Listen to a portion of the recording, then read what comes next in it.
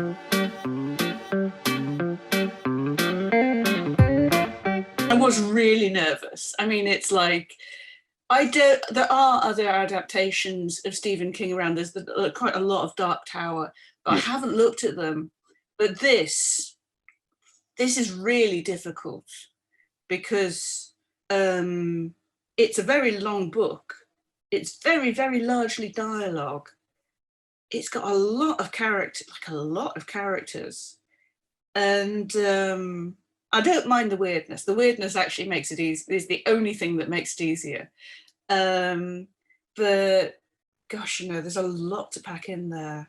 It's technically, in my opinion, really difficult. This is my first digital book, and that first page of the book is my first digital art. And I really did go into it cold like that I was like, I've got this, I'd bought a Cintiq with the money I'd earned off the last job. And I was like, this is it, you have to, you're going to draw this whole thing digitally. And, you don't know how to do it, but you're going to find out. And I think it's about that, where people go into these roles and that's what they think they are, or think what they should do. And it's kind of self-made, if that makes sense. Yeah. And this is about examining that. So it is about examining gender, but it's about examining where we, how we think we should behave, because it's what it does do. And there's no spoiler in saying this. It actually puts people in the position where it takes the men out, and then it goes, and what happens? And so it forces people to confront this sort of cultural gender, what is it kind of thing. What influenced it more was the rise of the far right in the US, where you've got people like the Proud Boys walking around in this paramilitary gear in public, and nobody was particularly batting an eyelid. And things like people going into the governor's office in Michigan and screaming against the doors, like anguished. And this passion, not that I like it or admire it, but this thing about what is in people when they do that sort of stuff. I drew the kind of things like that in the book before they happened in real life, and I somewhat under-egged it. That's really shocking. That is really shocking when you have a horror novel and it is about, for example, somewhere in the book, a man goes into a house and drags out a woman and sticks her on a truck to take her off and burn her. It's very horrible. And those men who were doing that, in the book, there's a kind of paramilitary organization. They were less than actual paramilitary organizations. I mean, putting women on bonfires, okay, yeah, we're not doing that yet, but kind of, honestly, now we've seen what we've seen in life. I don't really know what to say sometimes. Stephen King thinks it's very beautiful. The reason we did Winnebago Graveyard was off the back of my love of pulp horror books. Both Stephen, this is what that book is like a first. When we were little, I would go to the library van. We had a library. I'm from a farm, and we get a library van coming round the country roads. And I think it was every other Tuesday at 1:30 p.m. the library van would come and stop at a railway crossing about half a mile from my parents' farm, and we would walk up and climb up the steps into a library on wheels, which was the size of a very, very small truck. You could stand up in it and you could walk around in it, but like probably a fat person could not get through the door. It was like small. And it's, I don't know if you remember these things. I don't think they exist anymore, but it was full of of pulp paperbacks. And that was my early reading experience. So I was going in there when I was 8, 9, 10, 11 and just reading everything. King is not that extreme, actually. It's very social. Whereas, say, when you've been reading James Herbert, which is, to my mind, a lot more extreme, this is fairly low key. In the original story, the story was about a gender binary, and there was men and there was women, and it was a somewhat simplistic idea that what happens if somebody is removed and so on.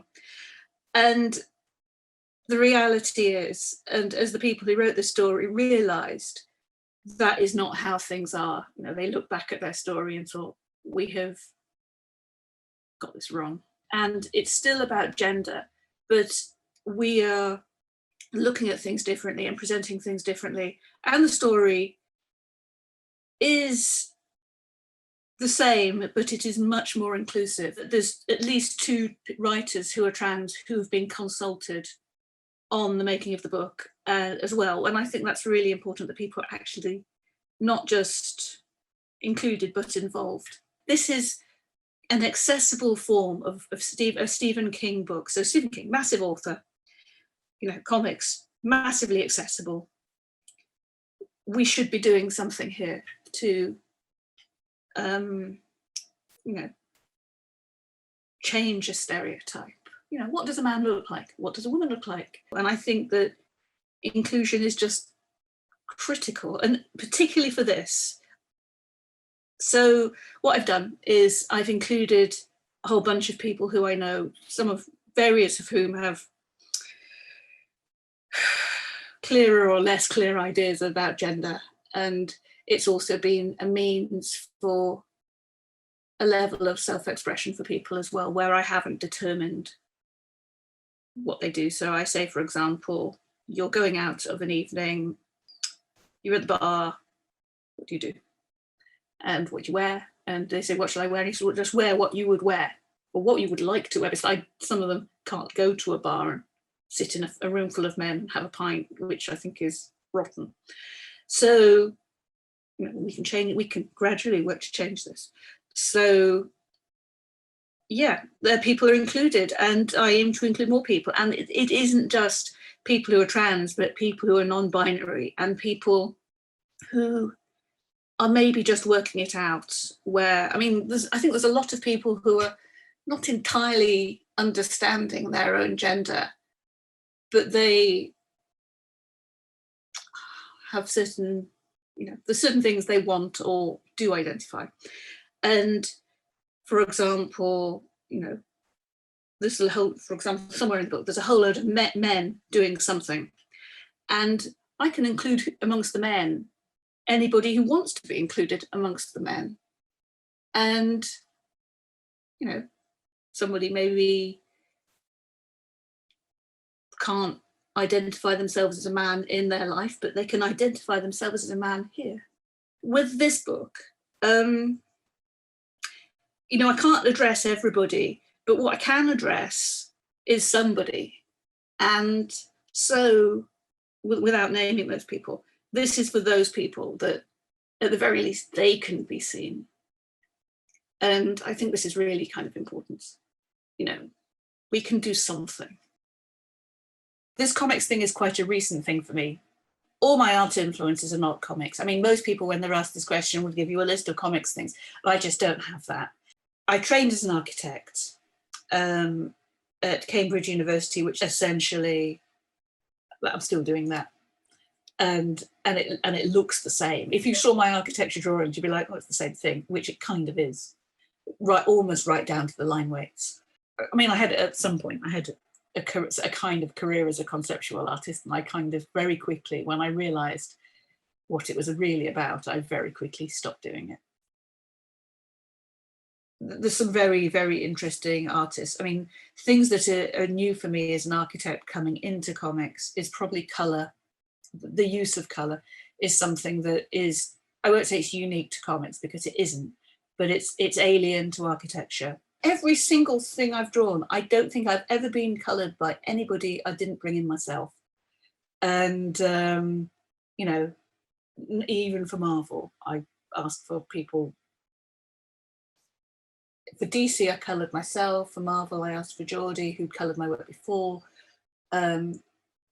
Trina obviously coloured my work on Hit Girl, but I asked for her off the back of her work. The reason I asked for her was, apart from the fact that at that point she was clearly on her upward trajectory skill-wise, like steeply upward. And therefore, if I was asking for her for future work, she was going to be better than she currently was. She also had to, and this is not something many people have, she had a strong record of colouring people of colour, which is not as common as you might think. And to do a book entirely set in Mumbai, it was really important that we didn't mess that one up. And but otherwise, I mean, it's always been me who's put the projects together, because largely it's not a problem for me to organise things, because it's something I've done a lot of. So you know, to build the big picture is a very me thing. And I think the other thing about colour, which people don't really talk about very much, but is absolutely critical, is not every colourist is right for every artist. It's fairly basic, I'm afraid. You know, I like pink, I like red, I like bright colours. For me, colour is very evocative, you know, whether it's a sort of midnight blue, makes you think of the night sky, or, you know, this pink makes you think about walking up Brick Lane and seeing all the sort of beautiful saris, or, you know, what it is. And it means quite a lot to me culturally. I have lots of things I want, many things I want to do. Things I would like to do, a list. I would like to draw a sci-fi book. Why nobody has asked me, I do not know. I've been, you know, I've drawn avant-garde. You know, I'm a trained designer of weird shit. You know, I've drawn avant-garde architecture for like decades. And, you know, I've never been asked to, you know, it's like, not only have I done this, I am trained to draw it. I've never been asked to draw any sci-fi, I think, ever. And I actually thought that was what I was going to be doing when I came into this. And yeah, nothing. So yeah, I'd really like to draw some sci-fi, to the point where I'm now, you know, I'm thinking who I might ask to write it for me. There is a very well-known character, which I can't mention, that I'm booked in to draw after this, which I need to get on and do. And that's a bit of work for hire, sort of. And then I have an image series with somebody to do.